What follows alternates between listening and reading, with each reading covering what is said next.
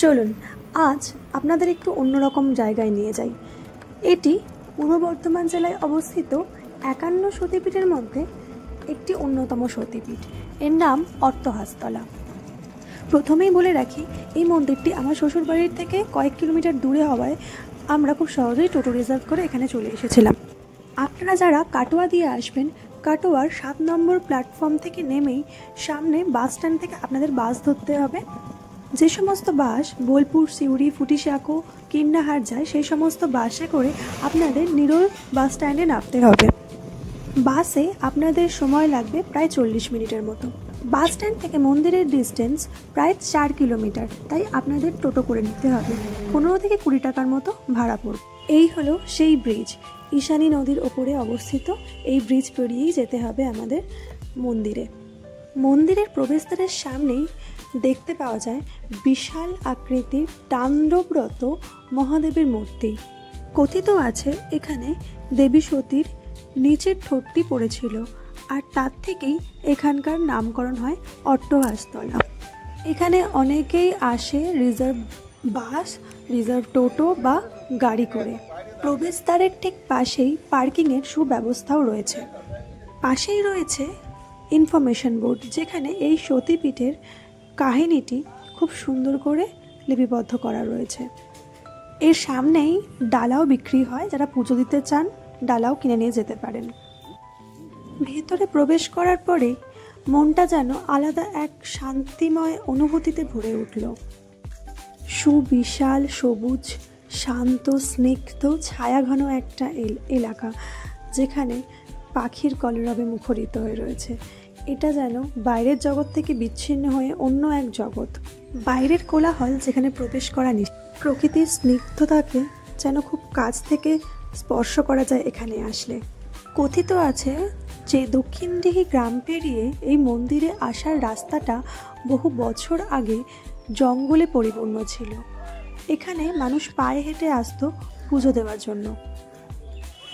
বট, আম, অশ্বত্থ ও বিভিন্ন রকমের নাম না জানা গাছের শীতল ছায়া এই জায়গাটাকে মুড়ে রেখেছে এক অন্যতম স্নিগ্ধতায়। কথিত আছে অনেক অনেক বছর আগেও এই জায়গাগুলি সমস্তই ঘন জঙ্গলে পরিপূর্ণ ছিল। মূল মন্দিরের গেটের সামনেই জুতো রাখার জায়গা আছে, সেখানে জুতো খুলেই মন্দিরে প্রবেশ করা যায়। মূল মন্দিরে প্রবেশের আগে এই রাস্তা দিয়েই যেতে হয়, যে রাস্তাটা বেশ পরিষ্কার পরিচ্ছন্ন, সাজানো গোছানো। এর ঠিক পাশেই রয়েছে রন্ধনশালা এবং তার পাশেই রয়েছে বড় হলঘর, যেখানে ভোগ খাওয়ানো হয়।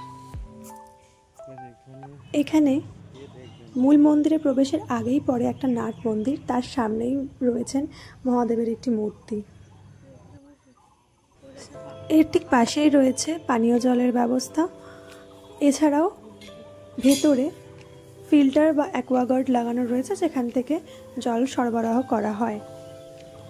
এই হচ্ছে নাট মন্দির।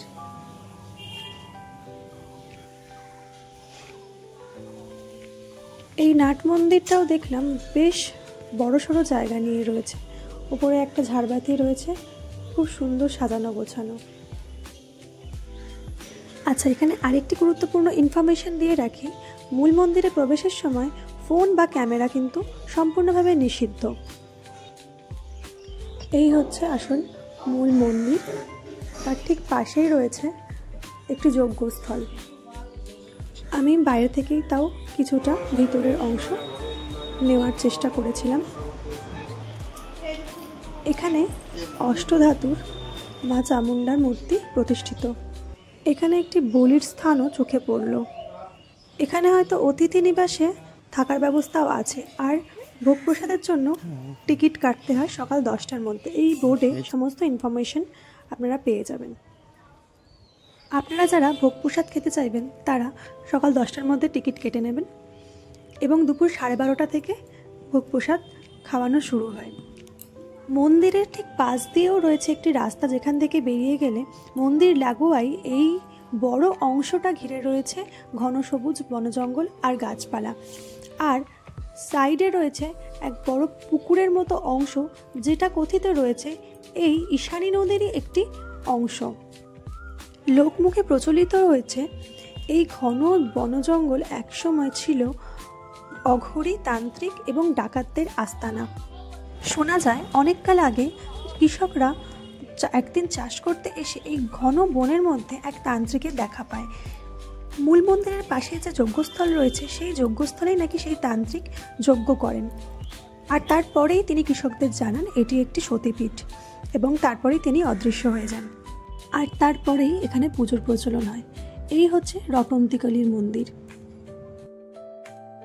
হাতে খুব বেশি সময় না থাকায় এই রটন্তিকালীর মন্দিরটা খুব ভালোভাবে আমি দেখাতে পারলাম না, তবে কথিত আছে এখানে নরবলির প্রচলন ছিল এক সময়।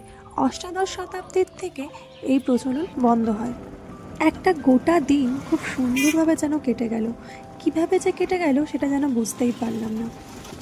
তার পথে সেই দক্ষিণডিহি গ্রাম আর দুদিকে সবুজ ধান ক্ষেত পিছনে ফেলে রওনা দিলাম বাড়ির উদ্দেশ্যে। আজ এইটুকুই, দেখা হবে অন্য কোনো ভিডিওয়ে।